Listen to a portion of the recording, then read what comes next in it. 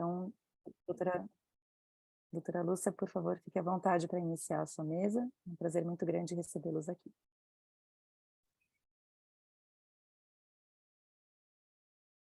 Bom dia a todos, todas e a cada pessoa que nos ouve e nos assiste. Quero agradecer o convite da organização do evento por estar aqui nessa mesa, muito, muito satisfeita, muito feliz com a relevância de todo esse congresso, de todo esse evento. Hoje é um dia muito especial, 3 de dezembro, Dia Mundial da Pessoa com Deficiência, e a gente vem aqui para conversar sobre um aspecto muito importante, que é como se dá o andamento do tratamento das pessoas com deficiência, com sequelas de patologias, de doenças crônicas, como isso acontece assim que elas saem do hospital, da internação, como acontece essa sequência de reabilitação e acompanhamento médico, terapêutico e as intervenções na sociedade, visando a reinclusão social dessas pessoas.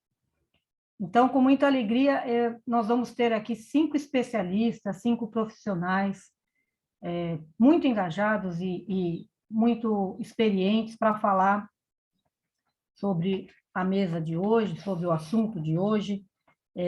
Vamos trazer o doutor Igor Braga Farias, a Sandra Cristina Fonseca Pires, Renata Natali, Ana Carolina Capuano e Maria Aparecida Valença. Vamos iniciar com a apresentação de 2 casos clínicos de um paciente infantil e um paciente adulto, e nós vamos discutir a respeito desse contexto da reabilitação e de tudo que dá sequência após a deshospitalização e o tratamento desse paciente junto à comunidade, junto à sociedade, no decorrer da sua vida. Então, apresentando, eu quero chamar o doutor Igor Braga Farias, que é neurologista, especialista em neuromuscular, colaborador do setor de investigação de doenças neuromusculares do Hospital São Paulo, Unifesp. Só peço um minutinho, porque eu entrei conversando e não fiz a minha audiodescrição. Eu sou uma mulher por volta dos 60 anos, sou branca, tenho cabelos grisalhos, olhos castanhos claros. Hoje estou usando uma camisa azul, um colar de bolinhas rosa e uso um óculos de armação quadrada na cor marrom. Então, gostaria de chamar o doutor Igor para ele fazer a sua apresentação. Muito obrigada. Bom dia a todos, é um grande prazer estar aqui presente com vocês hoje, um evento realmente muito interessante. Eu, como neurologista, ando de mãos dadas com vocês, não vivo sem essa reabilitação, então esse é um congresso de extrema relevância para mim. Eu sou um homem branco, né, cabelos escuros, estou usando um óculos de armação redonda, com a camisa azul, estou sobre um fundo branco. Eu vou projetar aqui a minha tela para falar para vocês dos nossos casos.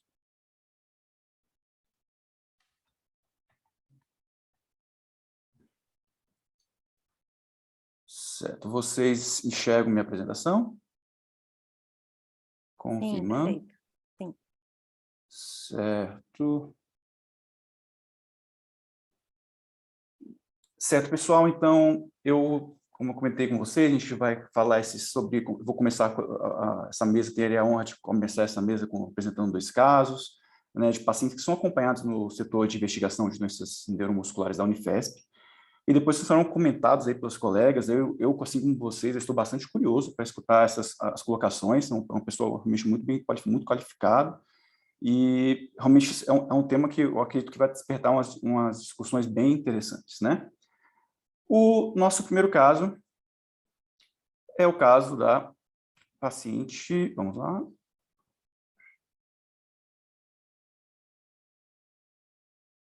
Passou aqui. A paciente ALS. A paciente ALS é uma menina de 11 anos, né? Ela veio para o ambulatório queixando-se de que que há 3 anos ela estava caindo com frequência, né? As crianças, elas caem, mas a mãe, ela nota que ela é diferente das outras crianças, esquisita, é uma coisa diferente dos colegas da mesma idade. A mãe relatava, né, que a paciente, ela nasceu bem, com 38 anos, né? Teve um pré-natal completo, uma gestação e parto sem intercorrência alguma. Ao nascer, ela tinha uma boa sucção, mas ela vomitava após as mamadas até os 8 meses, mas mesmo assim a mãe realmente insistiu, foi muito bem, ela aumentou até os 2 anos e 2 meses. Aos 8 anos, notaram que a criança começou a cair, né, com mais frequência, e ela começou a ter uma queixa de uma dor muscular após a contração, que diminuía com o alongamento, ela corria, né? A criança, a gente tem dificuldade de caracterizar um pouco os sintomas, mas isso lembrava uma cãibra para a gente, né, pela descrição dela. No mesmo ano, eles também notaram que a força nos membros inferiores estava pior, né? E ela associava essa perda de força também com a sensação de que a carne estava pulando, né? Essa carne pulando também criança, é difícil a gente definir os sintomas com objetividade. Isso também lembrava a gente falar que seria uma fasciculação. Esse quadro teve uma progressão ascendente, né, subindo aí realmente para as coxas, atingindo os membros superiores em cerca de 2 anos do início do quadro. E há 4 meses ela começou a ter queixa na região bulbar, né, com uma dificuldade para engolir, engasgos e, nas palavras da própria criança, a sensação de estar se afogando. Essa paciente, ela andava sem assistência por curtas distâncias até o meio do ano, até os últimos 6 meses, só que nos últimos 4 meses ela não consegue mais levantar-se sozinha da cadeira ou dar 2 passos sem assistência. Ela vem notado também uma piora progressiva na deglutição. Relata também uma disfagia frequente, engasgando às vezes com a própria saliva, o que leva a ter uns soluços bem fortes também nas próprias palavras da criança. A paciente dormia bem, não tinha alteração do controle esfincteriano. Como história familiar pregressa, né, ela trazia para a gente que a avó e uma tia por parte de pai possuíam um quadro de epilepsia, e um tio que faleceu aos 16 anos com um câncer de joelho, realmente uma história que a gente não conseguiu esmiuçar um pouco mais do que isso. Ao exame, né? Na ectoscopia, ela apresentava uma hiperlordose lombar. Na uroscopia, ela trazia discretas fasciculações na língua. Então, a gente vê aqui bem discreto mesmo, nas bordas laterais, a gente vê que ela tem realmente um pouquinho de fasciculação. Nas extremidades, ela tinha uma contratura em extensão, né, dos aquileus. E no exame neurológico, ela era uma criança alerta, ela era bem cooperativa, tinha uma boa interação com o examinador, bom contato visual, uma criança super espertinha, super boazinha, super colaborativa. No exame de força, ela tinha, resumidamente, uma tetaparesia flácida, um predomínio distal em membros superiores, então um pouquinho mais nas mãos, e um predomínio muito distal nos membros inferiores, então somente os pés bem realmente mais fracos do que as coxas, que já eram bem fracas. Ela também tinha um envolvimento axial importante, uma musculatura paravertebral. Na musculatura abdominal, ela só tinha contração na palpação. Aqui eu trouxe ela tentando, olha, flexionando o abdômen. Ela só tem uma pequena leve contração, ela não consegue fazer mais do que isso. Na parte do exame de força, né, complementando o exame de força, nós notamos um sinal semiológico também, chamado sinal do punho, ou no inglês fist sign, né? Se vocês não tiverem uma unha muito grande, se vocês notarem, se vocês conseguem fechar a sua mão em um punho, vocês conseguem esconder as próprias unhas, né? Se você não conseguir fazer isso, pode ser um sinal de uma fraqueza realmente dos flexores aqui para o fundo dos dedos, e essa criança tinha esse sinal. Ela tinha uma atrofia, né, global, você vê vários músculos atrofiados, os seus reflexos tendinosos profundos eram quase todos abolidos. O único reflexo que ainda tinha um pouquinho era o tricipital bilateralmente. E o exame da marcha foi feito com os pais. Essa paciente só conseguia ficar de pé ao ser apoiada pelas axilas, e era uma marcha escarvante bilateralmente. Então, você vê o pezinho dela arrastando, e é uma marcha realmente assimétrica, né? Um pouquinho pior de uns lados. Essa criança já trazia como exames complementares, ela já possuía uma eletromiografia que evidenciava sinais sugestivos de uma doença do cono anterior, da medula, ou seja, essa paciente tem uma doença do neurônio motor, e também tinha uma CPK de 242, que seria normal para a faixa etária. Tendo em vista que essa paciente, a idade da paciente, um sintoma, uma tetraparesia flácida, de predomínio de segundo neurônio motor, essa paciente ela teve a principal hipótese diagnóstica inicialmente no serviço foi de uma atrofia muscular espinhal relacionada ao gene SMN1, a famosa AMI, das noticiários, tem um monte de vaquinha na internet, por conta que essa é uma doença ela potencialmente tratável, né, e realmente atualmente a medicação que tem o remédio mais caro do mundo, né? O tratamento custa 12 milhões de reais. A nossa segunda hipótese seria uma prima dessa doença, né, que seria uma atrofia muscular espinhal não 5Q, né, não relacionada ao gene SMN1, ou ainda, como a terceira hipótese, foi uma esclerose lateral amiotrófica juvenil. Por definição, é aquela que acontece antes dos 25 anos de idade, seria bem raro por conta da faixa etária da própria paciente. Uma faixa etária abaixo dos 10 anos é muito raro, mas acontece. O que nós fizemos, nós pedimos MLPA para o gene SMN1 e 2, que é uma espécie de teste genético, solicitamos a espirometria e encaminhamos para a equipe multi do serviço. E pedimos que ela retornasse em 3 meses depois. Essa reavaliação, ela relatava uma estabilidade do quadro motor, queixava-se de uma cefaleia matutina, ela estava realizando hidroterapia, fisioterapia, 2 a 3 vezes por semana. O teste genético que a gente pediu, né, o MLPA para o gene SMN1 e 2, não tiveram nenhuma alteração, o que diminui, mas não exclui as chances de uma atrofia muscular espinhal relacionada ao gene SMN1, inclusive posteriormente ela fez sequenciamento para excluir isso de maneira absoluta. Ela já trazia uma espirometria que evidenciava uma CVF sentada de 76% e deitada de 66%, com pico de fluxo de 100 litros por minuto. Nessa consulta, nós solicitamos um painel genético para atrofias musculares espinhais e doenças do neurônio motor, vai excluir outras causas genéticas, e solicitamos uma polissonografia, tendo em vista essa queixa de cefaleia matutina, que pode ser aí um sinal de hipoventilação noturna. E essa paciente retornou depois de 6 meses. Após esse intervalo, ela relatava uma piora importante da escoliose e da dispneia, foi quando ela conseguiu cadeira de rodas nesse intervalo, tá? Ela não tinha, a mamãe carregava ela de um lado para o outro, não era uma criança leve. Ao exame, a gente notou uma piora da força cervical, que era uma das poucas que ainda mantinha em certo grau, né? Estava uma força grau 3 para extensão, para rotação da cabeça e flexão da cabeça também. Ela trazia uma nova espirometria, teve uma piora da CVF, uma CVF sentada de 60% e deitada de 66%.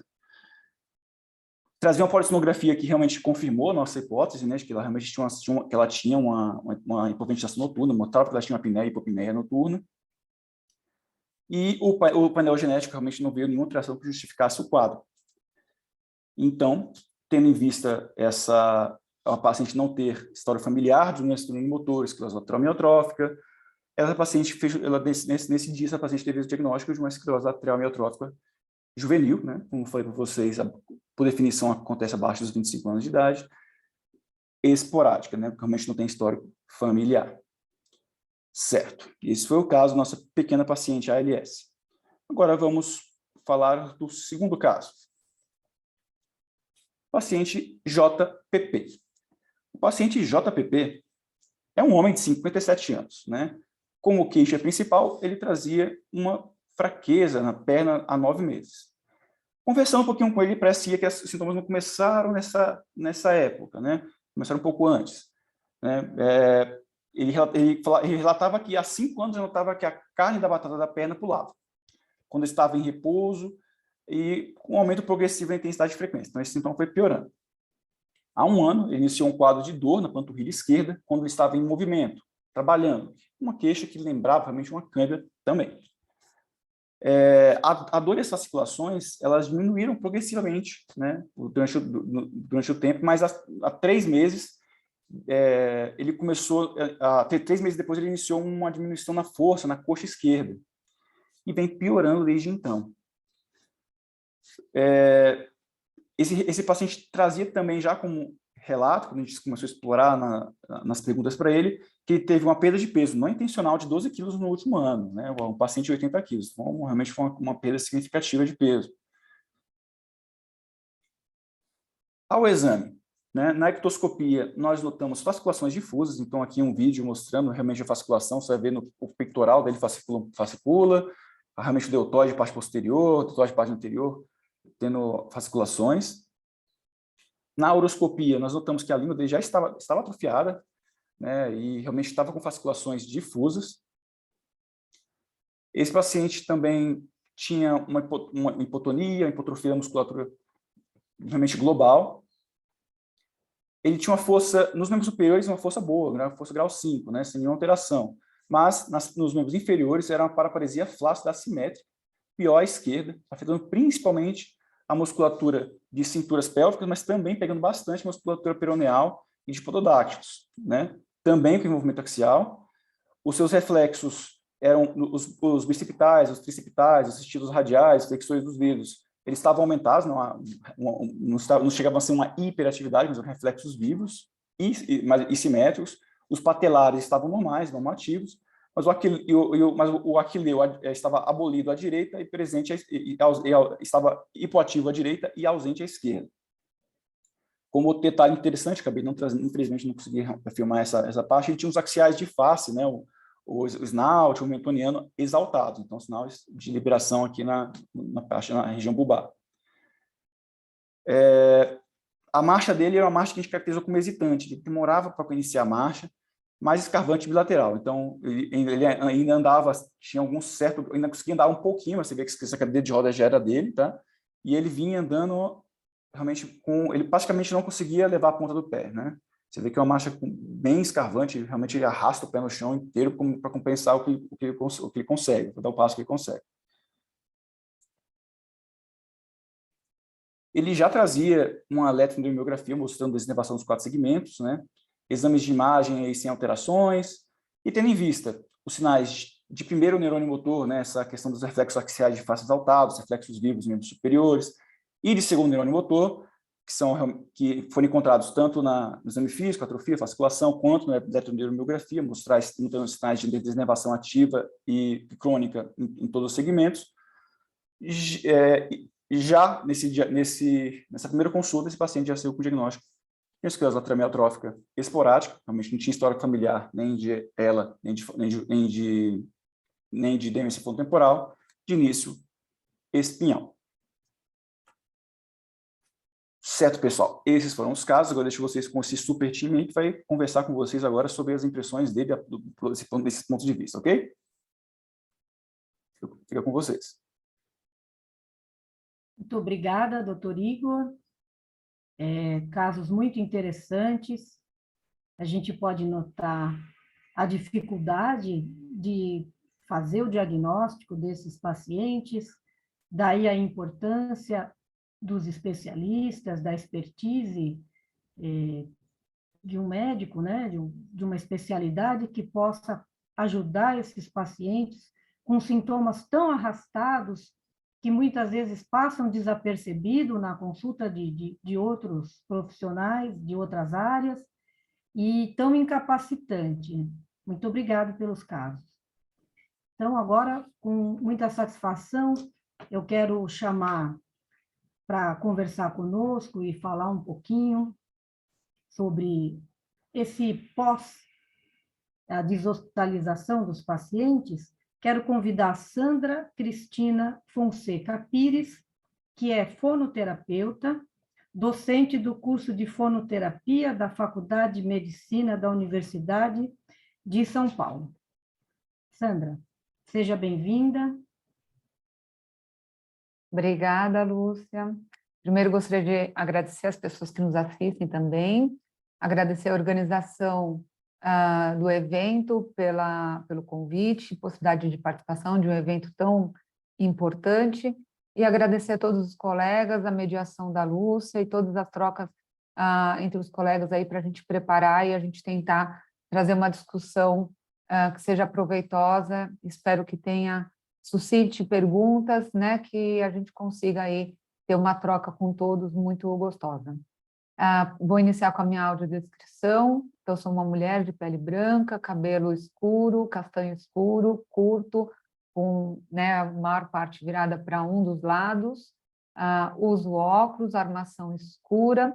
Estou com uma blusa azul, decote V, com um microfone preto de lapela. E ao meu fundo tem um armário bege claro e uma parede laranja com 2 estantes de livros e uma impressora aparecendo. Bom, eu sou fonoaudióloga e aí eu vou trazer um pouquinho a discussão, né, de alguns tópicos com relação aos 2 casos, do que a gente pode já trazer aí de alguns alertas com relação aos aspectos fonoaudiológicos, pensando sobretudo nesse processo de saída, né, dessa avaliação e às vezes de uma condição ali dentro do hospital para o segmento desses casos, né, como que seriam né, toda a importância e a necessidade dessas tratativas nessa transição, né, como foi inclusive abordado e discutido, apresentado pela Marina na abertura, né, a importância dessa comunicação entre os profissionais, né, então toda essa transição. Dos casos apresentados, né, o primeiro traz aí um relato, é um caso de 11 anos, e traz alguns aspectos que eu destaquei para a gente alertar, que já desde criança tinha uma queixa ali de vômito regular até os 8 meses de vida, né, mas que tudo bem, a princípio, sugere como tendo dado um segmento, mas que já nos traz alerta, né, de ou um refluxo, uma incoordenação, uma intolerância, ou mesmo alguma condição mais central que pudesse estar justificando um vômito tão regular e, eventualmente, alguma incoordenação sutil que não tivesse evidente, né? Mas só aos 8 anos que essa criança começou a dar alguns outros sinais.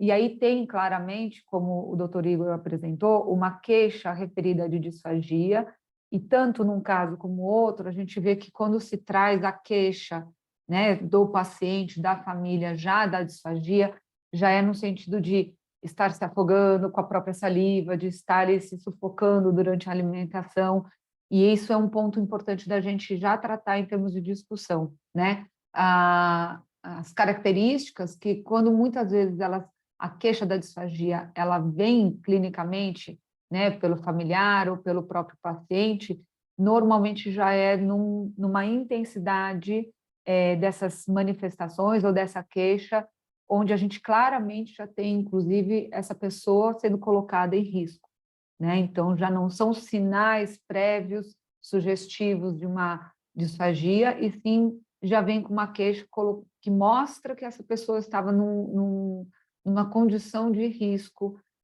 importante, significativo, né?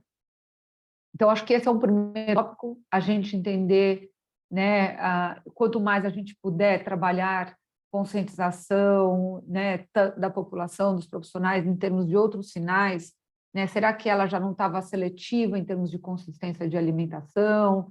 Será que já não vinha com alguns outros sinais que fossem mais sutis? Será que já vinha com algum histórico de tempos em tempos uma pneumonia não explicada?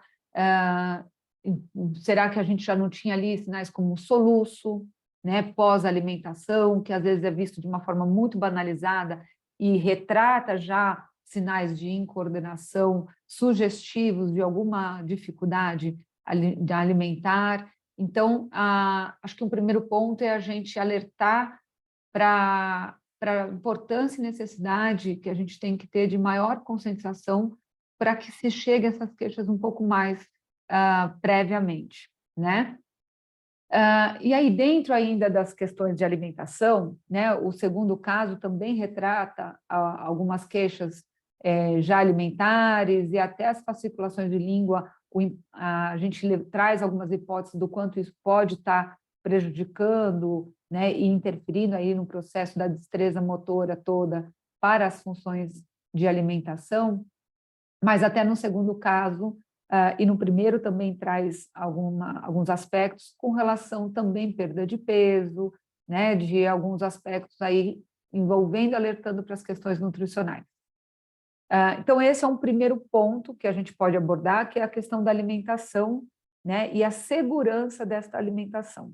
Quando a gente fala de disfagia e de vias alternativas, eventualmente, de indicação de alimentação, a gente avaliar um caso, então vamos pensar no segmento. Primeiro, nesse sentido da alimentação, é fundamental uma avaliação fonoaudiológica e provavelmente complementar a um trabalho de nutricionista ou de um nutrólogo em conjunto, a gente entender os riscos de uma dificuldade de alimentação caracterizando uma disfagia. E a avaliação até do que pode ser liberado, por quanto tempo, necessidade ou não de ajustes na consistência, na forma, nos utensílios. São todos aspectos que, numa avaliação fonoaudiológica, serão vistos, assim como o acompanhamento até para ver o momento em que, entendendo o diagnóstico fechado, né, que a gente sabe que vai ter uma progressão, entendendo até se já tem uma indicação de uma via alternativa em paralelo, ainda que tenha condição de alguma oferta via oral, será que já é o momento de entrar com uma via alternativa? Né? Ou em que momento que essa via alternativa vai ser indicada e a transição dessa via oral, via alternativa, até chegar num certo momento evolutivo que pode ser que seja só recomendado uma via alternativa, uma gastrotomia, né, por exemplo, para esses casos. Né? Então, é muito importante, porque também, nesse sentido, muitas vezes é visto tardiamente essa indicação, só quando este caso tem alguma complicação clínica interna, uma pneumonia, alguma aspiração que tenha colocado clinicamente essa pessoa em risco, muitas vezes é tardio o processo de indicação de via alternativa ou de ajuste dessa alimentação. E muitas vezes é visto dessa forma, né? Uma liberação de via oral, uma internação, e aí vai para uma via alternativa direta, né? 100%, em absoluto. E a gente tendo a condição de, neste processo, né, de segmento agora, onde o quadro foi avaliado e visto e tendo essas queixas, a gente poder ter uma avaliação, essa transição toda ela pode ser vista de uma forma mais gradual, inclusive mais protetiva, em termos de segurança, né, até para não entrar em risco de uma aspiração que corre o risco até de óbito. Então, a gente tem que ter esse sinal de alerta. Né?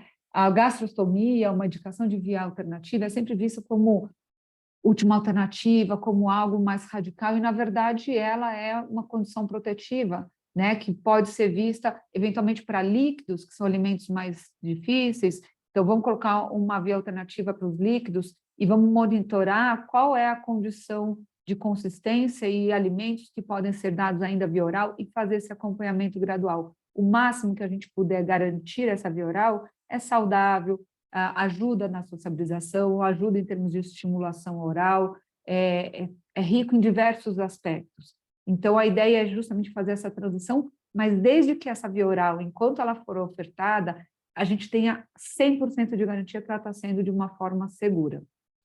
E aí, nesse sentido de indicação ou não parcial, né, dessa via alternativa e essa transição gradual, a gente tem que lembrar que não é só o risco de aspiração, o risco de vias aéreas, né, em termos de proteção das vias aéreas, essa indicação. A gente tem que pensar sempre em 3 aspectos. O risco que a gente tem em termos de proteção para as vias aéreas, a nutrição e a hidratação.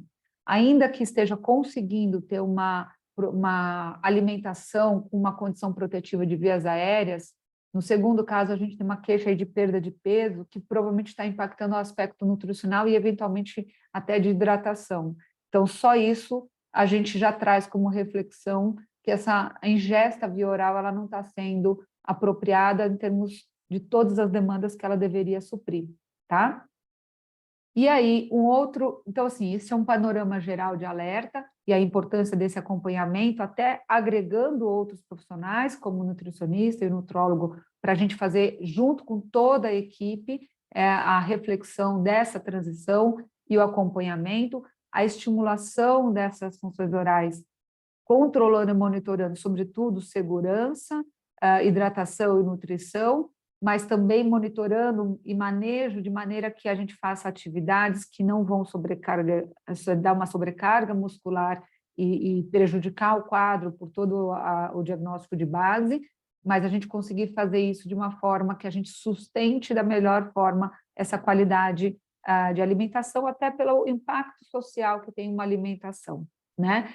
E somado a isso, é imprescindível que a gente também olhe os aspectos de comunicação, né? A doutora Marina, na abertura, até trouxe vários tópicos que foram alertados ali no jogo de palavras, né? Na nuvem de palavras, onde também alerta as questões de inclusão, pensando na interação, na comunicação em equipe, comunicação desse paciente com a equipe, comunicação desse paciente com seus familiares, no social, né? A acessibilidade, que é outro termo que ela trouxe, que é uma acessibilidade que vai além da condição motora, né? Acessibilidade social, acessibilidade comunicativa, e também a gente sabe as queixas que podem progredir desses dois casos com relação à capacidade pneumofono, né? A capacidade respiratória, a capacidade muscular de fala.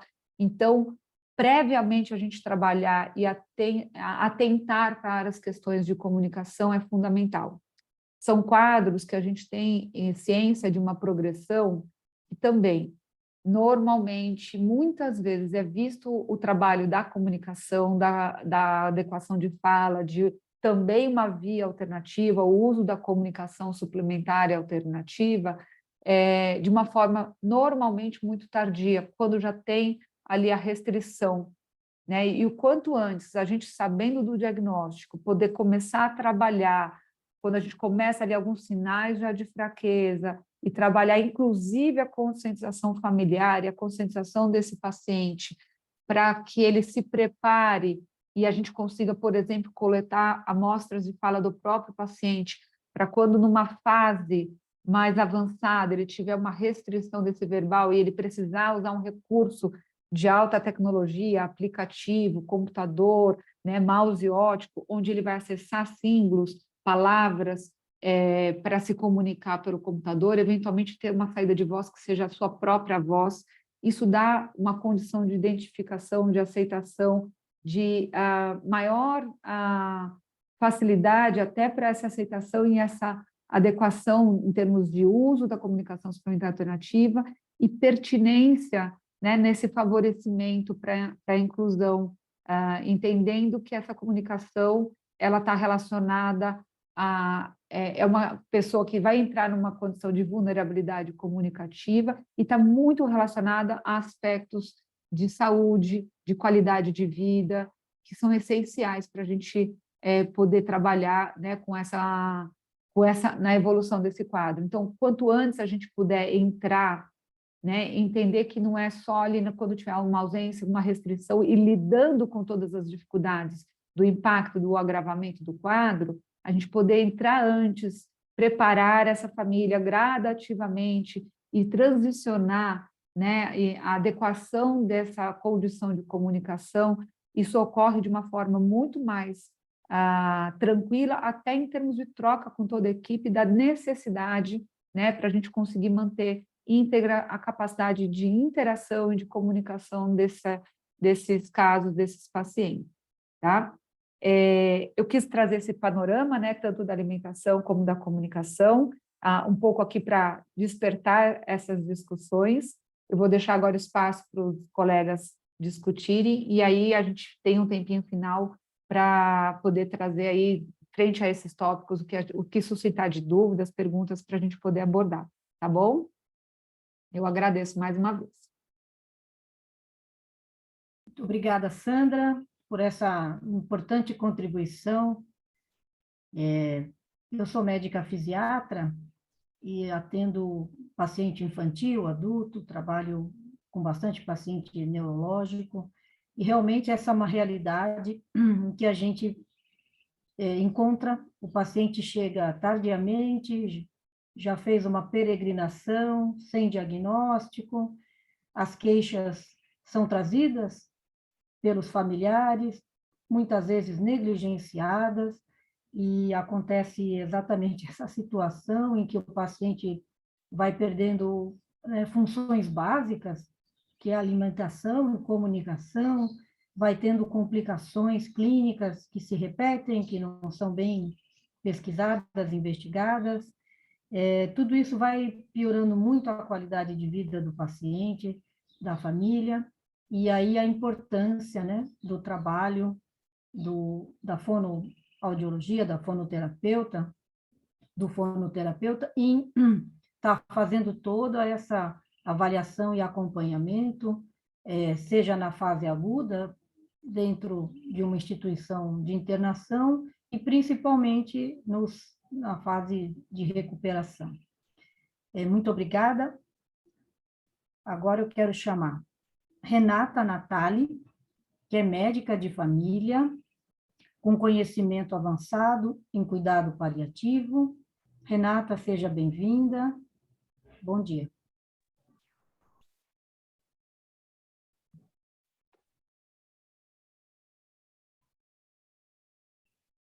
Oi, vocês estão me ouvindo? Pronto, consegui.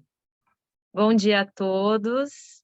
Vou fazer minha audiodescrição. Eu sou uma mulher de 36 anos, pele clara, cabelo castanho cacheado bem curtinho, mais para o lado esquerdo.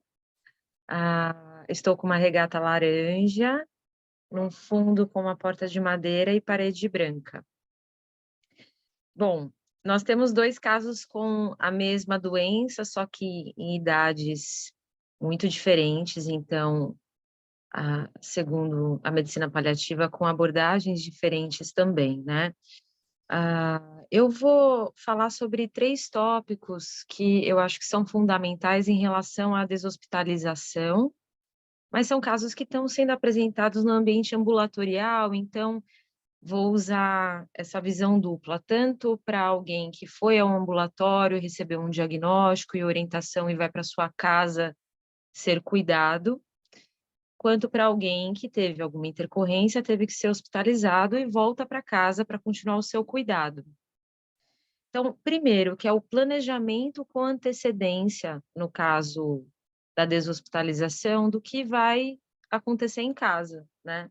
Então, como médica de família e no cuidado paliativo, essa conversa, ela tem que ser feita ao longo da internação, com a maior parte dos familiares possível, né? Então, marcando reunião familiar no hospital, no atendimento no SUS, fazendo contato com a EMAD, que é a equipe multiprofissional de atendimento domiciliar, onde eles vão até o hospital e até a UPA também, conhecer os casos, conhecer essas pessoas para poder planejar o cuidado na casa, né? Uma outra questão que é muito central nessa avaliação para alta e também do ambulatório para casa, contato com a equipe multiprofissional, né? Principalmente a assistência social, entender como é a vivência dessa família, questões financeiras, quais são as condições, porque eles vão precisar de equipamentos, enfim. Então, eu acho que todo mundo já frisou bastante sobre a equipe multiprofissional. Não se faz cuidado de pessoas com ela sem uma equipe multiprofissional, é impossível. Então, básico, o neurologista, o médico clínico com o conhecimento em cuidado paliativo, principalmente, fono, físio, assistente social, TO, tão essencial nesses casos, psicólogo, para dar o apoio, não só das questões físicas, mas de saúde mental e de proteção social. Um outro tema também, que é o alinhamento terapêutico com a equipe que vai cuidar dessa pessoa no domicílio, né? Então, algumas vezes nós vemos essas confusões de, na hora da deshospitalização, não baterem. as medicações, né? Muitas vezes a pessoa ainda está usando medicação intravenosa e na hora da deshospitalização não fez a transformação, daí chega em casa e não sabe o que vai usar direito, tem muitas dúvidas. Então, assim, eu vejo, como médica de família e agora atuando muito no cuidado paliativo, estou atuando em consultório e no hospital, acho que eu estou nesses dois mundos. A necessidade das pessoas de terem uma centralização do cuidado, né? Muitas vezes elas recebem a alta e ficam num limbo. Não tem um médico de segmento, vão ao neurologista a cada 2, 3 meses e ficam cheios de dúvida, né? Então, o papel da Abrela, já que estamos falando de casos com ela, é muito significativo, porque é um universo falar sobre pessoas com ela, né? Eu acho que é uma das doenças neurológicas que mais precisa da equipe multiprofissional e, assim, não tem um membro mais importante do que o outro. São todos ali essenciais, né? Então, esse é o ponto que eu quero entrar, porque eu acho que como médica é um universo mesmo falar sobre ela. E o que eu vejo no dia a dia mesmo, que eu posso trazer para sensibilizar todos vocês, de dificuldade de deshospitalização, é a comunicação. E é o alinhamento de como vai ser o cuidado em casa. Eu acho que esse é o coração. Além disso, manter a comunicação aberta, né? Ter profissionais de referência para que esses familiares e os cuidadores possam tirar suas dúvidas, né? Numa deshospitalização, não dá para tirar todas as dúvidas, elas vão surgindo ao longo do tempo, né, os familiares, os cuidadores vão ter dúvidas que eles jamais imaginaram quando receberam um diagnóstico, ou no primeiro mês de cuidado, né? Assim como você aprende a ser mãe, tendo um filho, você aprende a cuidar de alguém com uma condição, vivendo essa condição. Há coisas que você pode se antecipar, e nós, como profissionais, devemos antecipar ao máximo, mas há situações que vão acontecer e as pessoas vão trazer para a gente essa dúvida, e a gente tem que estar disponível, tem que ter uma equipe disponível, né? Principalmente para a questão de saúde mental, parte respiratória e o que a gente estava falando antes, né? Fono e de TO. É isso que eu tenho para trazer, depois a gente vai abrir para dúvidas, e muito obrigada por poder participar desse momento. Muito obrigada, Renata. Você trouxe uma questão crucial, que não existe reabilitação sem pessoas. A gente tem uma pessoa com doença, pessoas tentando melhorar a qualidade de vida dessa pessoa doente, e temos tudo que envolve o andamento, né, do acompanhamento desse ser humano para dar mais qualidade de vida. E, como você bem frisou, cada um tem o seu papel, e sem cada um, essa reabilitação fica prejudicada. Muito obrigada pelas suas considerações.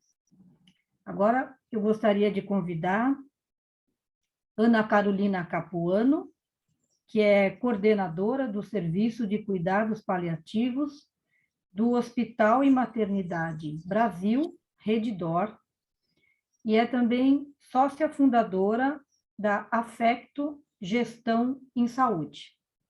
Bem-vinda, Ana.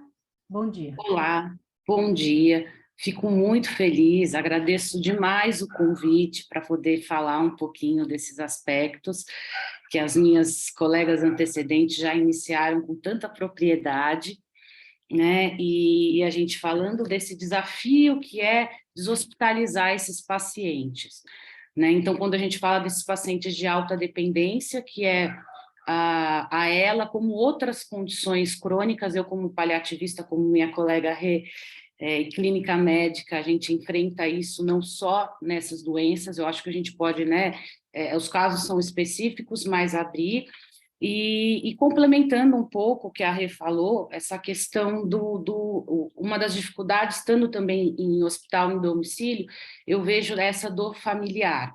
Então, o que a gente tem? Né? Então, estamos falando, muitas vezes, de população de baixa renda, em que o cuidador é um cuidador informal, é aquela família, né? É alguém da família que vai ter que se deslocar, muitas vezes, do seu trabalho, que vai ter que modificar a sua rotina, né, que vai começar a fazer um tratamento, vai cuidar de maneira, muitas vezes, integral esse paciente. Então, dentro do hospital, como a Renata disse, já tem que iniciar esse processo.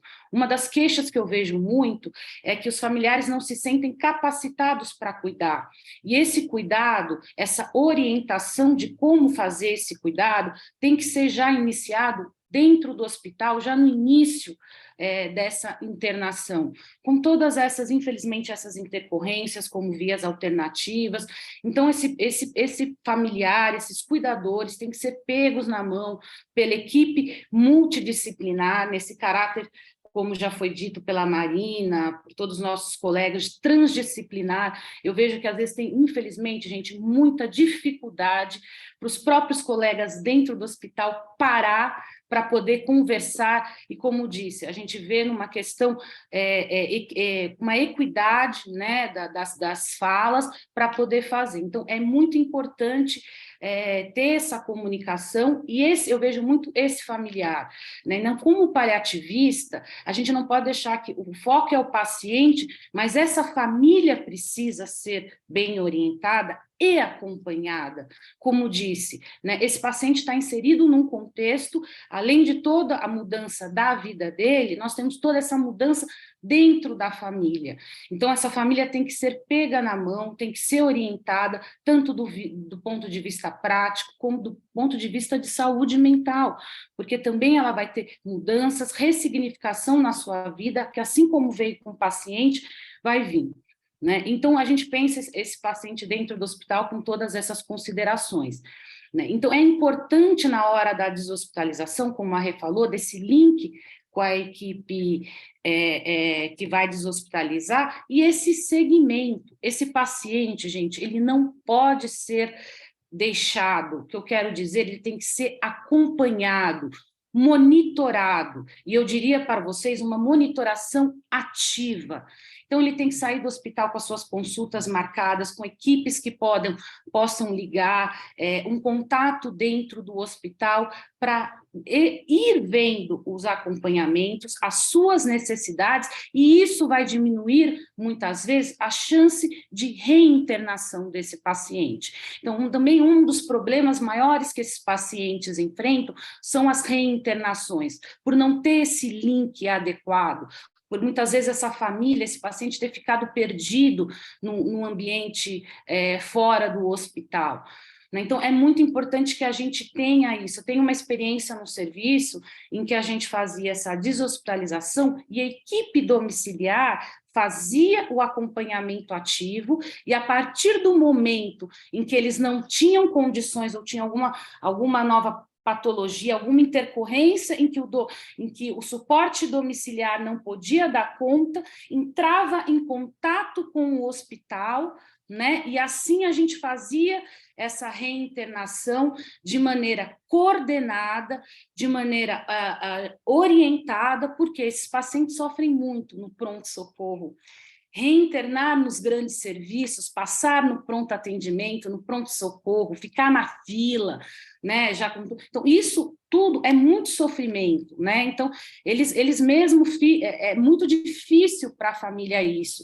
Então, no mundo ideal, a gente precisa ter essa comunicação de dentro do hospital em todos os outros âmbitos do cuidado desse paciente.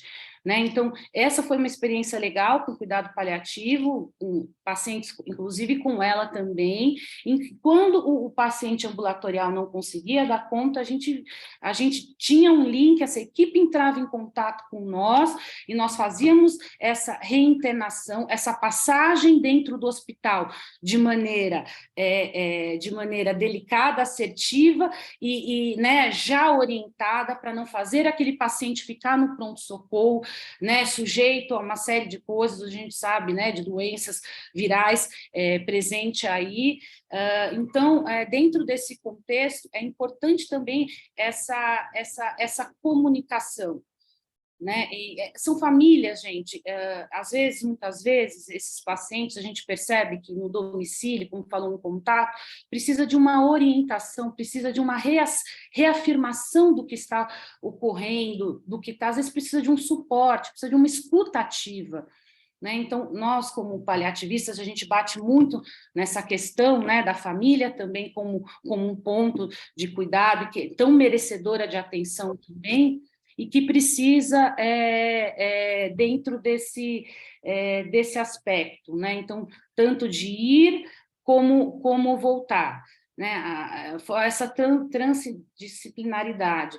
E acho que a Rê também pode falar uma questão que a gente traz muito, essa questão da autonomia do paciente, no caso, quando a gente fala de crianças, né? Nós estamos falando de uma criança, fica na questão dos pais, mas do adulto também a autonomia, sempre dar voz para esses pacientes, o que é viável e o que não é viável. Eu gostei muito da fala da Sandra, que ela veio com essa questão da via alternativa e trouxe né, esse ponto importante, que quando a gente vê isso com antecedência, né, nós discutimos, nós podemos, inclusive, o fato de você ter uma via alternativa como uma gastrostomia não quer dizer que não vai comer mais pela via oral, né? Então, a comida tem essa questão de funcionalidade, de trazer autonomia, de qualidade de vida para esse paciente.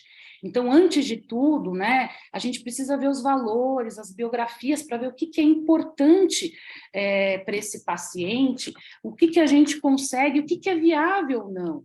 Né? Minha amiga a Rê também pode falar depois, né? Então, o planejamento terapêutico desse paciente com antecedência, dentro desse contexto socioeconômico que ele está inserido, né? Que infelizmente tem uma série de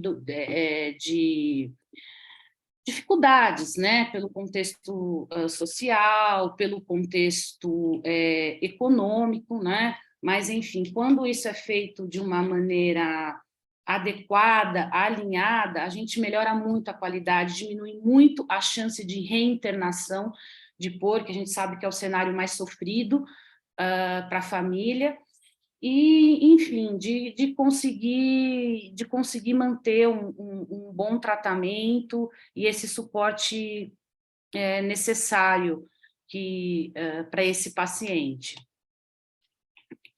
Já foi falado aqui, né, mas só para falar que eu fazendo um relato que essa transição mesmo né, de dentro do hospital, essa discussão mesmo no hospital, às vezes é muito complicada entre as equipes. Eu mesmo tenho dificuldade dentro do meu serviço, né, de cada um não olhar para o seu lado só e cada um abdicar um pouco e ver como um todo, né?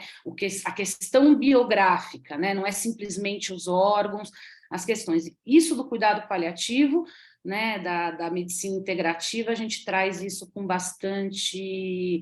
A gente tenta trazer com bastante propriedade, né, vem dos aspectos biopsicossociais, espirituais também, quais são os valores, o que é viável ou não para aquele paciente, o que ele considera como dignidade ou não de vida, né? E discussões de todos os procedimentos, enfim, e essa discussão é franca, gente, antes, no começo da doença, né?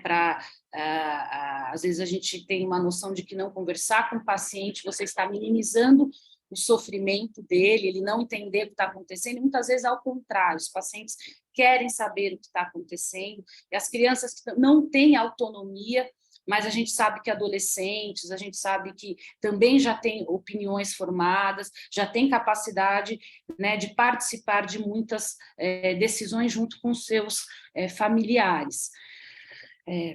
Fico aqui com a minha contribuição, depois vamos abrir e fico disposta a responder perguntas. Muito obrigada, Ana. Desculpa, gente, eu não fiz a minha audiodescrição, né? Perdão, por favor. Desculpa, Lúcia, posso fazer, porque todo mundo fez. Claro, Pessoal, é importante. desculpa. Por favor. Eu sou mulher, 40 anos, pele branca, tenho cabelo um pouco acima, castanhos, um pouco acima do ombro, levemente ondulados. Estou com uma regata verde claro, com umas flores bordadas também na mesma cor, e atrás de mim tem uma parede branca e aparece uma parte de um quadro de flor, de folhas verdes amarronzadas e uma moldura em madeira. Obrigada. Muito obrigada, Ana. Sem dúvida, você trouxe um cenário muito realista, e eu trabalhei 20 anos em centro de reabilitação, com vários profissionais, equipe inter e transdisciplinar, e a gente sabe como é importante a questão da comunicação. Muitas vezes isso fica negligenciado, a gente, no ambiente hospitalar, um hospital geral, muitas vezes isso é bastante dificultado, porque eu posso ser chamada como fisiatra para fazer uma interconsulta, dou lá a minha opinião, mas nem sempre o que fica de orientação é seguido, a gente não tem esse contato próximo com o terapeuta que está atendendo esse paciente, e também não tem uma reunião ou várias reuniões que possam estar passando informações relevantes, de importância para a família entender como cuidar desse paciente logo após a alta e no decorrer da vida desse paciente. Então, desculpa, só fazendo um complemento. No hospital que eu trabalho, o que a gente está tentando fazer, Lúcia, marcar horários, entendeu? Olha, você precisa fazer isso, então nós vamos ter um horário em que vocês vão vir, em que a equipe da enfermagem, a fono, o físio, eles vão fazer especificamente durante esse horário, dar todo o suporte, um horário específico para tirar as dúvidas e para demonstrar. E inserindo isso, fazendo essas atividades ao longo da internação, fazendo um auxílio, depois reproduzindo isso. Isso minimiza um pouco como se diz, um medo, na verdade, a insegurança do paciente. Obrigada. Muito bom. Isso só reforça a ideia, a necessidade de comunicação nos vários níveis, seja durante a internação ou durante todo o tratamento do paciente. Muito obrigada. Agora eu quero chamar Maria Aparecida Valença, que é assistente social. Ela tem 25 anos de atuação na reabilitação física e intelectual e é gestora do Instituto Mara Gabrilli. Maria Aparecida, seja bem-vinda. Bom dia. Bom dia a todos. Gratidão por poder fazer parte nessa manhã desse espaço importante de discussão e de troca. Obrigada, doutora Lúcia. É um prazer participar de uma ação junto com você. Eu sou uma mulher negra, uso óculos de armação preta, cabelos crespos, preto na altura do pescoço. Estou usando uma blusa branca com flores vermelhas e azuis. Escolhi esta manhã para conversar com vocês o espaço da varanda da minha casa, porque eu julgo um espaço agradável. Daqui também eu posso contemplar esse dia maravilhoso de sol que está hoje. Eu fiz uma apresentação, mas, na verdade, eu fiz essa apresentação até para depois, se alguém precisar, eu posso, a coordenação do evento pode disponibilizar, sobretudo se a gente tiver aqui familiares e pacientes, porque eu trago algumas informações importantes e as pessoas podem acessar através do link que contém essa apresentação. Então, como foi dito, Eu sou assistente social de formação, atuo há 25 anos na habilitação de pessoas com deficiência, principalmente a deficiência física e intelectual. E hoje eu venho trazer um pouquinho da atuação do serviço social com pacientes, né, em prol dos pacientes com esclerose lateral amiotrófica e suas famílias. Pode passar, por favor?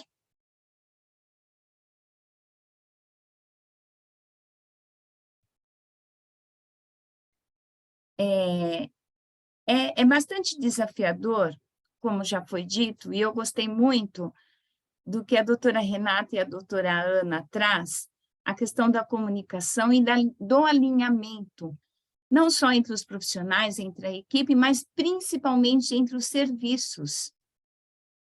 E é o assistente social que desempenha essa importante função dentro do centro de reabilitação, dentro dos hospitais, na atenção primária, na atenção secundária, enfim.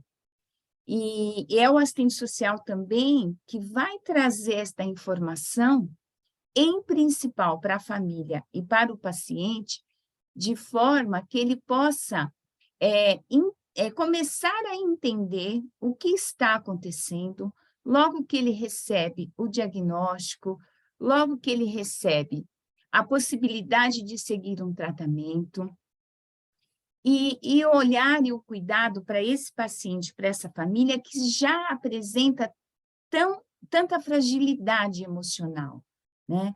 O medo da morte, toda uma rotina, uma dinâmica familiar, inclusive desse cuidador que será alterada.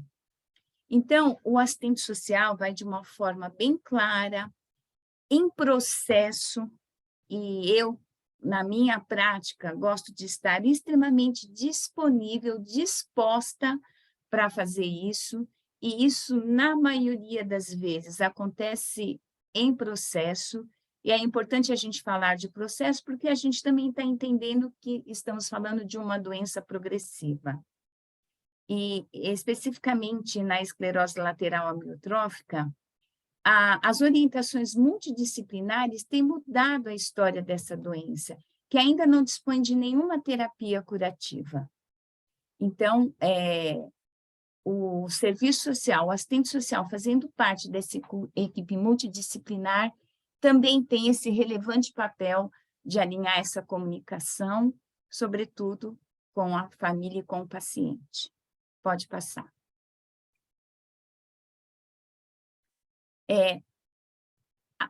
De ordem prática, o serviço social, o assistente social é aquele que vai, já na deshospitalização, quando acionada essa equipe para o acompanhamento domiciliar, é ele que vai olhar para todas as questões socioeducativas, para as questões familiares, os recursos do território onde essa família, onde esse paciente está. Ele vai olhar para as condições de moradia, ele vai fazer também uma análise, muitas vezes, com um terapeuta ocupacional, com outros profissionais, da estrutura familiar, da estrutura física, para que esse paciente possa chegar em seu domicílio, ter condições de receber os cuidados apropriados, de saída para um tratamento, de acesso ao transporte especializado, de buscar na rede desse território os recursos que ele necessita, seja de saúde, seja dos insumos necessários, de medicamento básico, de medicamento especializado, como acessar esses protocolos, e também, de forma intensa, né, de forma efetiva, um olhar para esse cuidador que passa a ter uma sobrecarga, que muitas vezes também é preciso abandonar o trabalho, um hobby, as suas ações e até planos de vidas a curto prazo.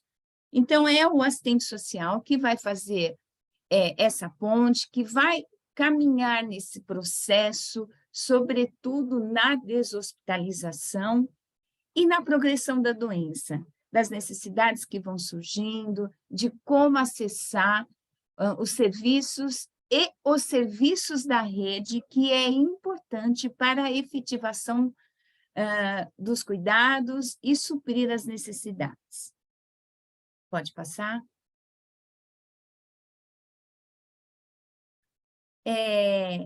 Foi dito aqui, né, também já, dos programas que ofertam esse atendimento a domicílio. A gente tem aqui o programa Melhor em Casa, que é um programa do governo federal, e que, dentro do hospital, é o próprio hospital, para o processo de alta, para o processo de deshospitalização, que deve acessar esse serviço, e a gente pode dizer que é um processo qualificado de deshospitalização, né? E aqui eu trago o link para as pessoas poderem acessar e conhecer um pouquinho mais do programa, como ele se dá e como é possível acessar. E o programa Melhor em Casa está dentro dessa atenção também de cuidados domiciliar, atenção domiciliar, né? Que é prestado por uma equipe multiprofissional, uma equipe de técnicos que fazem esse acompanhamento na residência. Pode passar? O serviço de atenção domiciliar, ele vem com a proposta de complementar a internação hospitalar, né? É um atendimento que é gerenciado por uma equipe multidisciplinar que dá apoio a uma equipe de multiprofissionais. Aí já foi dito da EMAD, pela doutora Ana, pela doutora Renata.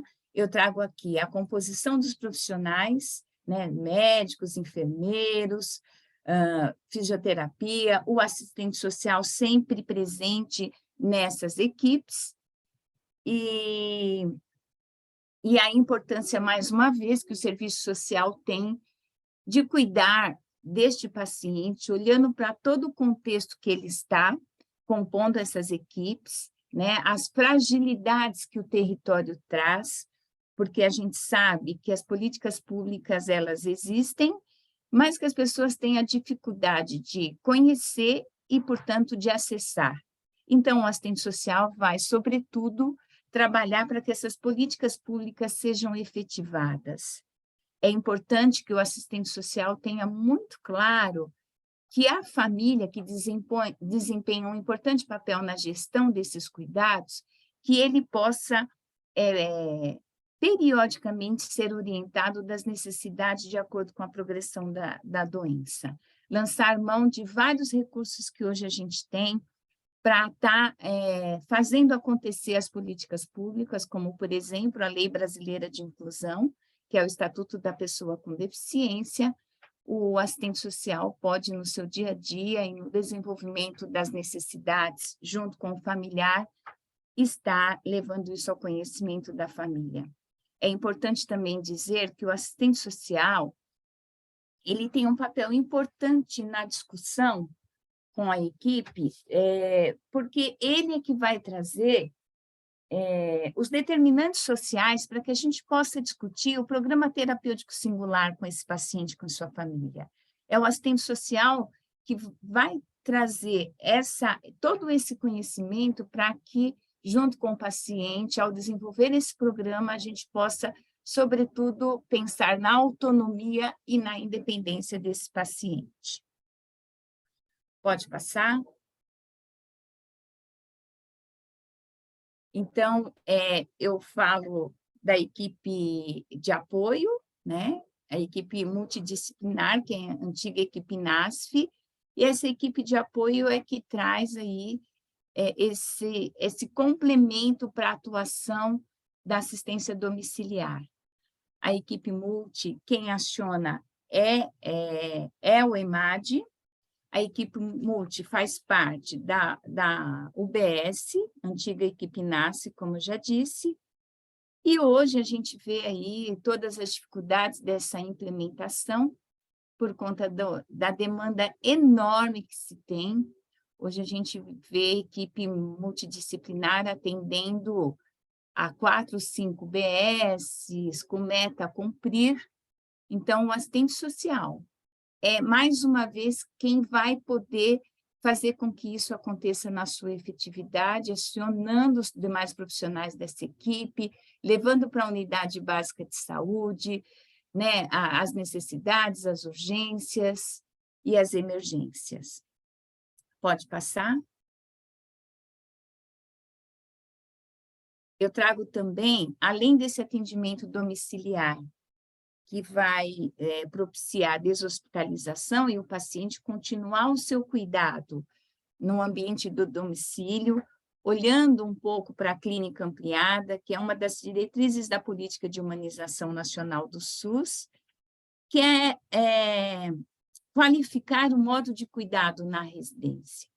Junto com isso, eu trago também aqui, é possível acessar para conhecer a Abrela, que é um trabalho qualificado, que é um grupo qualificado de atenção, sobretudo a pacientes com esclerose lateral amiotrófica, e outros recursos que a gente pode acionar para o cuidado com o cuidador e com o paciente. Eu achei importante quando a doutora Ana traz a forma de acolhimento, porque o SUS não preconiza, por exemplo, a psicoterapia, mas o acolhimento é algo que tem que ser desenvolvido por toda a equipe. E tanto a doutora Renata como os demais profissionais, doutora Ana, que me antecederam, traz isso na sua fala com total importância, o acolhimento para o familiar e para o paciente. E a Abrela também faz isso já há muitos anos e com total experiência e qualidade. Pode passar? Como foi dito, hoje eu estou na gestão do Instituto Mara Gabrilli. O Instituto Mara Gabrilli trabalha há 25 anos para a inclusão da pessoa com deficiência na sociedade. Nós temos um importante trabalho, que é o projeto Cadê Você?, em que nós vamos aí nos territórios, identificamos e localizamos onde estão as pessoas com deficiência, levando informação, principalmente sobre as políticas públicas, como acessá-las, e olhando como essas políticas estão acontecendo naquele território. A gente olha como os serviços da rede estão acontecendo naquele território, como os serviços podem, de fato, trabalhar em rede, e a gente leva de uma forma muito clara, muito acessível as informações das políticas. Nós trabalhamos também com material impresso, a gente tem algumas cartilhas de orientação, que é possível também fazer download gratuito no site do Instituto, e algumas cartilhas traz, por exemplo, os principais cuidados da saúde, assistência social, previdência social da pessoa com deficiência. A gente traz também de forma tão importante os cuidados com a cultura, com o lazer, com o esporte. A gente traz a questão da empregabilidade. Então, todo esse material é um material escrito, são publicações do Instituto Mara Gabrilli, que foram compilados ao longo dos anos trabalhando nos territórios com o projeto Cadê Você? E olhando para as principais dúvidas e necessidades que os familiares, que os pacientes têm. Então, as nossas publicações, ela traz uma linguagem muito acessível, e algumas publicações é possível também acessar em vídeos pílulas, para que, mais uma vez, a gente possa viabilizar a informação. Então, eu acho que, resumidamente, é isso. Já foi dito bastante da importância da comunicação, da importância da equipe multiprofissional, da importância desse trabalho em uma equipe multidisciplinar, e de levar informação, de levar o acolhimento, de levar o acompanhamento, sobretudo na progressão da doença, dos cuidados com o cuidador, de atenção a esse cuidador, que tem uma sobrecarga emocional, que tem uma sobrecarga física, e que precisa também olhar no contexto que ele está inserido. Eu acho que é isso, eu acho que a gente pode ir aí para as perguntas e ir falando melhor durante aí as respostas. Ok? Muito obrigado e gratidão. Maria Aparecida, muito obrigada pelas suas considerações e de tanta relevância ao trabalho do assistente social. A gente entende que o desconhecimento é um grande inimigo, desconhecimento por parte dos profissionais de saúde, sejam médicos e toda a equipe, todas as pessoas envolvidas, nessas possibilidades, né, de prestação de informações relevantes para o familiar, para o paciente, para dar seguimento pelos direitos que as pessoas com deficiência têm a estudar, a trabalhar, enfim, são vários benefícios que podem estar sendo usados, né, por esse familiar paciente, e também a questão da rede, isso é muito importante, porque as famílias muitas vezes saem de suas casas com uma pessoa com bastante incapacidade e vão para outro bairro, outra região de São Paulo, com tanta dificuldade de transportar, e esse paciente, às vezes, é cadeirante, é acamado, fica horas esperando o atendimento por desconhecimento que na região muitas vezes tem um serviço que poderia estar sendo atendido, melhor atendido, enfim, e a importância também da gente considerar a qualidade de vida de quem é o cuidador, né, dessa família, do cuidador. Então, a importância realmente dessa ação, dessa atitude do assistente social junto à família e a esse paciente. Muito obrigada. Bom, eu gostaria... Muito obrigada. Agora eu gostaria de iniciar rapidamente, porque temos só 10 minutinhos de perguntas. Pediria que os participantes respondessem com uma certa brevidade. E aqui, Maria Aparecida, tem aqui uma primeira pergunta que vai para você mesma, perguntando o seguinte: a importância da equipe multidisciplinar discutir com o serviço social sobre a construção desse programa terapêutico singular e qual a importância do trabalho socioeducativo com as famílias.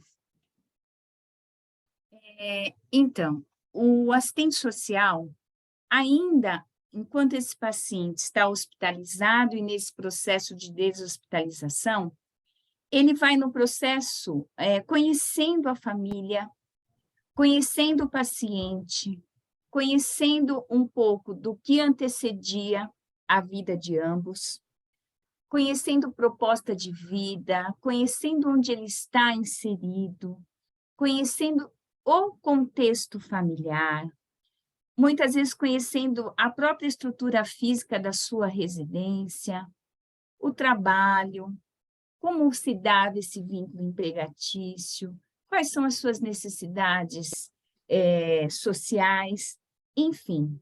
Então, o assistente social é que pode trazer para essa equipe multidisciplinar, essa equipe, para esses profissionais, qual é o contexto, quais são os determinantes sociais que esse paciente e que essa família estão inseridos para, de fato, a construção do programa terapêutico singular e que tanto o paciente como o seu familiar possam ser o protagonista desse programa terapêutico singular. O que é que ele realmente dá conta de assumir, o que eles realmente dão conta de assumir para esse programa terapêutico. Então, essa é uma das principais importantes participação do assistente social na construção desse programa terapêutico singular. Também, o trabalho educativo com as famílias, como eu disse, o assistente social vai levar as principais informações sobre os cuidados, sobre tratamento, vai levar para esse familiar, para esse paciente, para esse cuidador, como acessar os serviços de apoio, transporte especializado, benefícios, o acesso aos insumos, sobretudo medicamentos de alto custo, medicamentos básicos, recursos assistivos, como acessá-los, como ter direito à política de dispensação, por exemplo, os serviços do território, onde identificá-los, como acessá-los, como fazer acontecer. E é importante que esse processo educativo com as famílias, ele se dá no processo de tratamento, ele se dá no processo de progressão da doença, por exemplo. Então, essa é uma importante atuação do serviço social no processo educativo com as famílias. E isso tudo de uma forma muito clara, de uma forma muito acessível, em processo também, caminhando junto com essas famílias. E na minha prática, por exemplo, eu faço questão de ir no passo a passo, muitas vezes, quando a dificuldade de compreensão ela é maior, quando a dificuldade do território, de recursos do território também ela é presente. Então, essa disponibilidade, essa disposição de estar próximo, de ser um profissional, que a família e que o paciente possa acessar com muita facilidade, eles fazem parte da minha prática profissional. Muito obrigada. Olha, só por uma questão de tempo, a gente vai tentar ser um pouquinho mais sucinto, ok? Eu tenho mais 2 perguntas aqui. Sandra, a pergunta é a seguinte: existem as diferenças socioeconômicas que são bastante impactantes e como adequar o uso de recursos de alta tecnologia para comunicação suplementar e como pode ser essa alternativa, como pode ser usado esse recurso como alternativa. Obrigada, Lúcia. Eu acho que é um ponto importante que a gente trouxe esse cuidado também dentro de todas as diferenças socioeconômicas que a gente tem.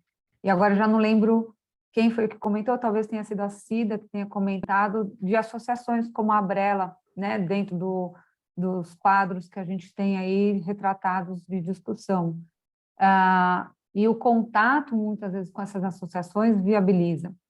Quando a gente fala a comunicação de alta tecnologia, a gente está falando de computador, a gente está falando de celular, e hoje o celular e o smartphone é a realidade do celular de todo mundo.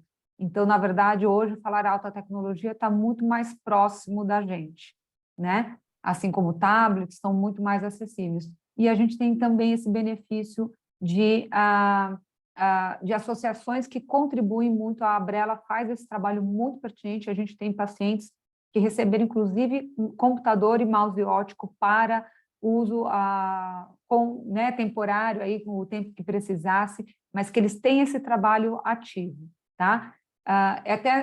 Aí eu só destacando um ponto importante, que eu acho que ou a Renata, a Ana Carolina colocou, a importância desse paciente sair já com alguma orientação básica e já sair com encaminhamento, até para isso não ficar uma informação perdida, angustiante para essa família ou para esse paciente. Então, já toda a orientação e até esses caminhos de como conseguir, de como esse recurso vai ser ajustado, ele é importante, mas ele é viável para todas as camadas.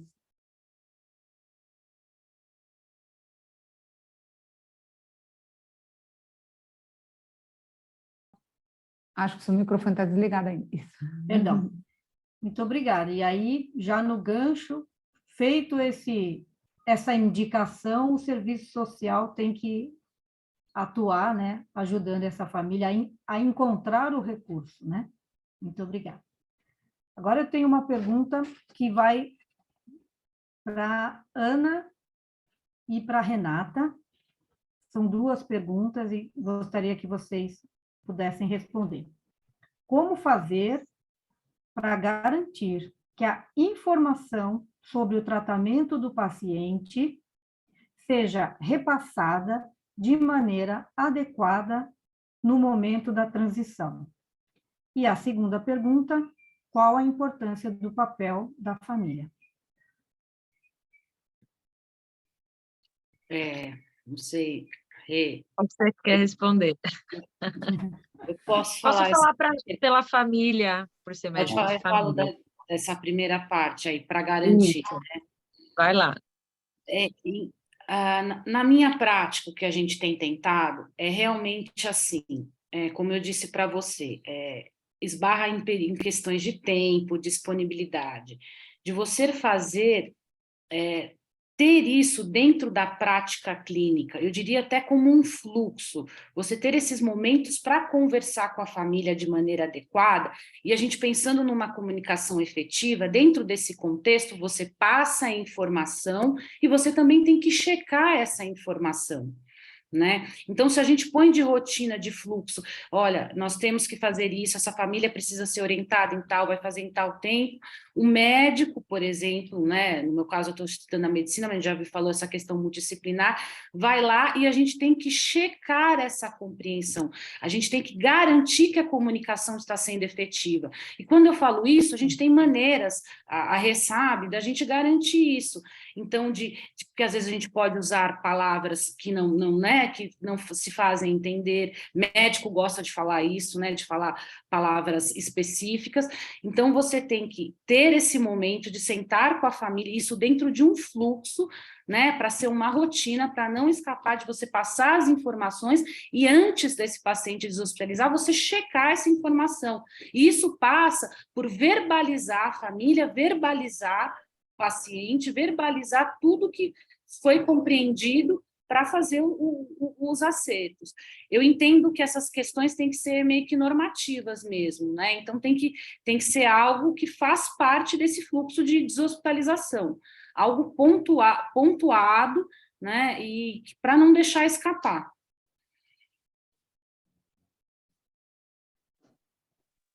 É isso mesmo. É claro que eu vou falar sobre a parte da família, mas está tudo casado, né? Eu acho que é colocar, assim como colocar meta de quantas pessoas atenderem, enfim, né? As metas do SUS, eu trabalhei 9 anos na atenção básica, então deve-se colocar metas do que pactuar com a família, do que pactuar com o paciente, deixar isso em prontuário, nessas reuniões familiares, né, assim, para completar o que a Ana está trazendo. O papel da família é de extrema importância, porque a gente faz medicina centrada na pessoa, e a pessoa não é um ser isolado. Eu sempre falo que a gente está sempre falando o paciente, o caso, a doença, né? Mas para nós médicos de família, nós já somos doutrinados desde o começo em pensar na pessoa. A pessoa que está com uma doença ou é que está portando uma doença, que tem uma deficiência, enfim. Então, ela é uma pessoa inserida numa comunidade, que tem uma família, não importa o tamanho da família, a composição, e o tratamento e o acompanhamento é para todos. Essa pessoa nunca está só, e mesmo só ela está inserida numa comunidade, né? Então, no meu caso, eu acredito de todos vocês, reunião familiar é essência. Nós deixamos tanto no hospital quanto consultório as reuniões familiares descritas e daí conversadas com a equipe, nas reuniões de equipe. Esse familiar, o cuidador, não importa quem seja, tem que ser visto na frequência e com a intensidade, com o carinho igual ao do paciente.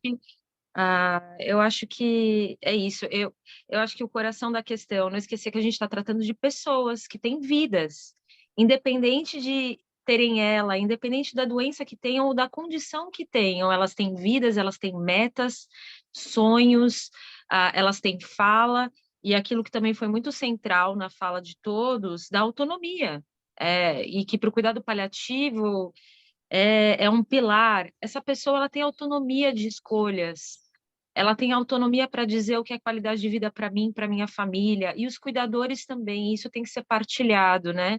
a gente vem de uma cultura de muito medo de conversar sobre essas coisas, né? É o medo de conversar sobre a morte, o medo de conversar sobre perdas, o medo de conversar sobre mudanças, mas eu vejo, e todos nós aqui, como as pessoas estão ávidas a conversar por isso, né? Quando eles têm contato com a gente do paliativo, nossa, como eu queria tanto conversar sobre isso, que bom que você me escutou, né? É assim, é o que faz o meu dia a dia valer, né? De todas as coisas que a gente faz, é ver que a pessoa se viu enxergada, né? Ela não está ali para receber só um remédio, para ouvir um diagnóstico, para ouvir um prognóstico, ela está ali para falar, não, eu sou essa pessoa e eu tenho essas dúvidas e eu tenho esses medos, você pode me ajudar? E a equipe toda abraçar essa causa.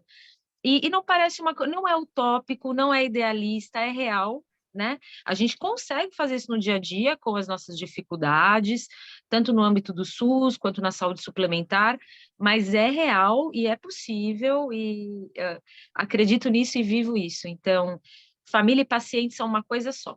Essa é a resposta. Muito obrigada pelas belas falas.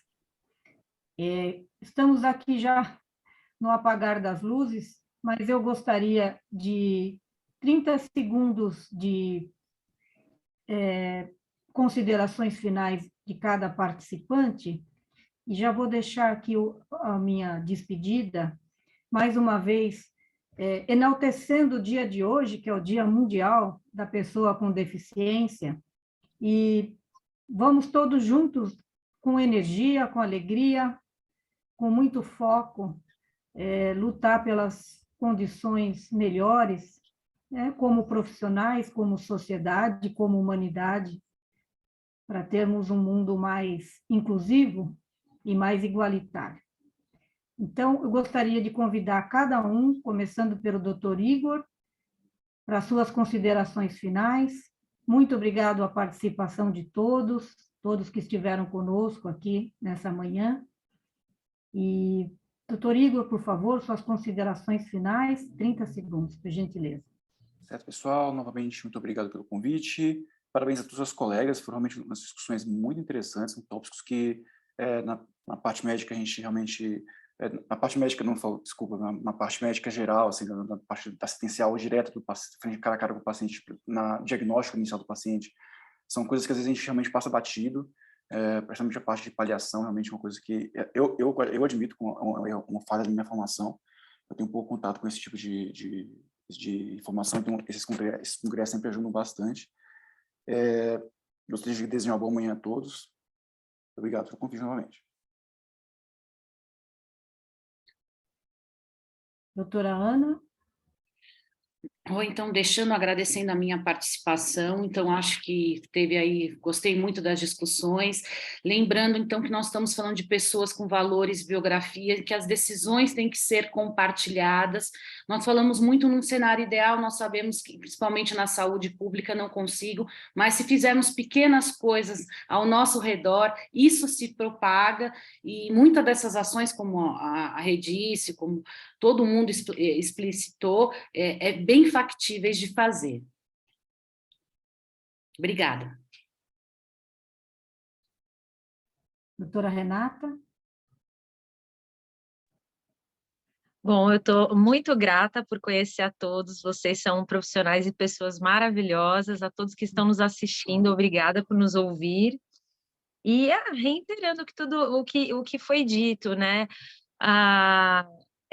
Eu vejo a possibilidade real da gente trazer comunicação empática,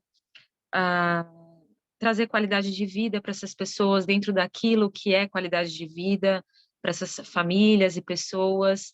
Vejo um caminho só de melhora no SUS e na saúde suplementar. Eu vejo muita esperança, que é uma outra palavra que a gente usa no cuidado paliativo, né? Esperança não é uma visão fora da realidade ou falsa, mas é um verbo, né? Esperançar. É você, em ação, aguardar aquilo que é o melhor para você, sempre com o pé no chão. Então, a nossa prática, ela caminha assim. Muito obrigada pela presença, por poder estar aqui. Muito obrigada, Renata. Por favor, Sandra. Obrigada, então eu gostaria de agradecer a todos, né, e a equipe pela troca e ao tempo de todos aqui nos assistindo. Eu acho que, fazendo o link aí com diversas falas, né, da Renata, da Ana, da Cida, dentro do caso, né, que foi muito bem ilustrado pelo Igor, a gente pensar na equipe, incluindo esse olhar de equipe, a família e o paciente. Né, a gente não ter atitudes, né, mecânicas e entender que a gente, como a Renata falou, está lidando com pessoas. Então, a tomada de decisão até de manter um estímulo gustativo ainda, ou já migrar, isso tem que ser partilhado com a família, tem que ser partilhado dentro dessa pessoa, e não uma decisão nossa. Né? A decisão da comunicação alternativa, o que é importante? A comunicação é muito pessoal, muito particular, cada um tem um contexto, uma demanda, né, como foi falado, um sonho, então, uma inserção, e a gente tem que incluir nas nossas tomadas de decisões a família. Eu acho que isso vai fazer a gente ter trabalhos aí cada vez mais eficazes. Obrigada, viu? Muito obrigada. Maria Aparecida?